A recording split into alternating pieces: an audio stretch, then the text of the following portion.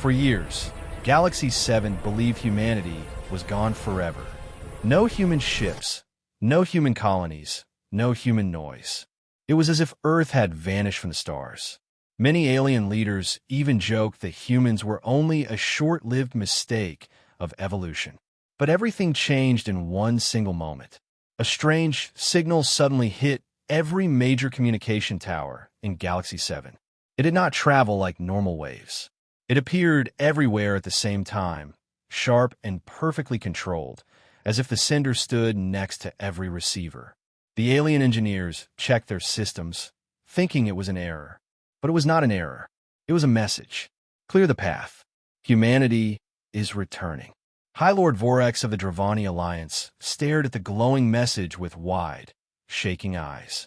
The last time humans spoke to the galaxy, they were far behind in technology. They were struggling. They were weak. But this message was something no known species could send. The council gathered immediately. 11 alien leaders argued, shouted, and blamed each other. Some thought it was a trap. Others believed humans discovered a lost ancient artifact. No one knew the truth. Then the alarm screamed. Space outside, the council station twisted like liquid. Lights flickered. Energy levels shot up to impossible numbers. Every alien froze as a massive shadow slowly came out of the distortion. The ship did not look normal. Its shape was sharp, perfect, unnatural, like something built outside the galaxy's physics. Then another ship appeared. Then 5 more. Then a whole formation. All silent. All glowing with strange blue energy. All impossible. Ambassador Relshar whispered with fear. These ships, they should not exist. And in that moment, Galaxy7 realized one terrifying truth. Humanity had not returned weaker. They had returned beyond logic. The alien leaders stood frozen as the first human ship drifted closer. It moved with a calm confidence, almost like it was not flying through space, but commanding it. Its hull was covered in shifting blue lines, glowing softly like living veins of light. No metal in Galaxy7 could behave like that. High Lord Vorax felt his throat tighten. This is not human engineering, he whispered. This is something far beyond. Sensors tried to scan the ship, but every attempt failed. Data came back blank, corrupted, or simply impossible. The computers reported the ship had 0 mass, then suddenly reported it had infinite mass, then shut down completely. No alien technology could read it. Then the second wave of ships arrived. These were even stranger. Some had no engines at all. Others had wings that changed shape in real time. One ship looked like it was made of dark crystal, bending starlight around its body like a cloak. Another ship seemed to fold space as it moved, teleporting inches at a time without any delay. Every alien stared in horror. Commander Relshar swallowed hard. These ships break every rule we know. How do humans build them? No one had an answer. Then, without warning, the largest ship appeared. It was so massive that half the station's windows filled with its shadow. Its hull was covered in moving patterns, symbols that no species could recognize. It looked like a god's warship, born not in a factory, but in a dimension where physics was only a suggestion. A deep voice echoed from the fleet's main channel. Galaxy7 leaders stand by. Humanity requests dialogue. Not a threat, not an attack, but something far colder. Because if humans could build ships that ignored the laws of nature, what else had they learned while the galaxy was laughing at them? The council chamber felt colder when a human transmission connected. No one had seen a human in almost 70 years. Many believed they had destroyed themselves. Others believed they had simply vanished into deep space, lost forever. But the figure that appeared on the hologram was nothing like the humans the galaxy remembered. He stood tall, wearing a uniform made of shifting metallic threads, almost alive. His eyes glowed faintly blue, not like implants, but like someone who had stared into a new kind of universe. His presence alone made the air feel heavier. I am Commander Aiden Vale, he said calmly, and humanity has returned to discuss old matters. Old matters. The aliens exchanged nervous looks. Old matters meant the betrayal. When Galaxy7 denied Earth protection, support, and aid during the Great Collapse. The Council had abandoned humanity and expected them to die quietly. Aiden stepped closer to the camera, and the lights in the room flickered. Not from power loss, but from the energy radiating off him. "What you are seeing behind me," he continued, "is only a small part of the new Terran fleet. It is built from knowledge you cannot imagine." Vorex whispered. "He speaks like he has seen something beyond our dimension." And that was exactly what Aiden confirmed. "We traveled beyond known space," he said. "We found regions where time bends, where light moves backward, where reality is flexible. We learned, and we returned stronger." The aliens felt a chill.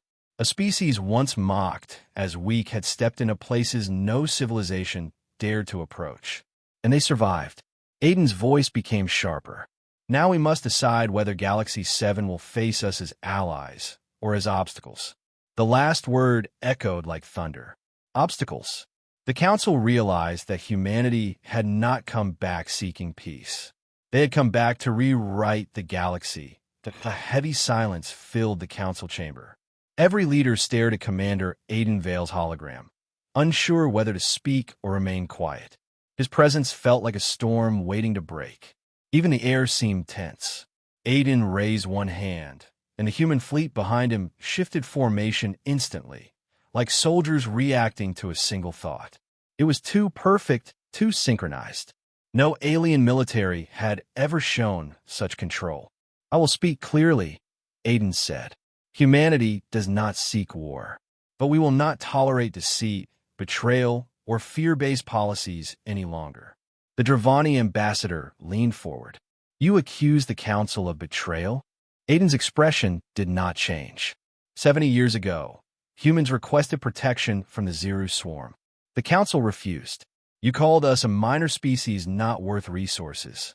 Several aliens lowered their eyes in shame. Others clenched their jaws, knowing the accusation was true.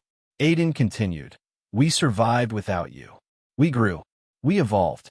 And in the darkness of the lost sectors, we found knowledge that reshaped us." The lights in the chamber flickered again. Then Aiden gave the ultimatum. "You have two options," he said. "Accept humanity as an equal power with full rights, unrestricted travel, and access to all Council lanes, or remain neutral and stay out of our path." The Zodan leader gulped. "And if a species does not agree?" Aiden turned slightly, and the largest human ship behind him opened its hull, revealing a swirling blue vortex. Energy crackled outward, bending space around it. Then, Aiden said, "We will treat them as obstacles. And our new technology removes obstacles with a single command." The Council members trembled. They realized this was not a negotiation. It was a warning.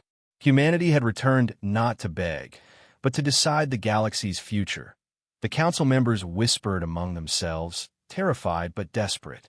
They knew humanity's technology was beyond anything they understood, but old pride still lived in their hearts. For centuries, Galaxy7 ruled the region. They believed no young species could decide the galaxy's fate.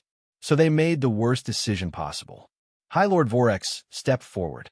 "Commander Aiden, Galaxy7 cannot accept your terms without discussion. We asked for time." Aiden's eyes glowed. "Time is something we no longer wait for." Panicking, the Council activated a hidden protocol. A silent signal shot through the station, calling their secret defense fleet. A swarm of automated drones, long-range cannons, and heavy cruisers uncloaked around the Council hall. It was meant to show strength. Instead, it revealed fear. Aiden watched calmly as the alien ships surrounded the area. Their engines burned brightly, their weapons charged, and their targeting systems locked onto the Terran fleet. But the humans did not react. Not even a single ship moved. Then Aiden spoke softly. "You challenge the fleet that bends space itself?" The alien admiral shouted. "Prepare to fire." But before a single weapon could launch, the impossible happened. The human ships began to glow. Their hulls shifted like liquid metal, forming patterns that pulsed with strange blue energy. Space trembled around them. Time slowed.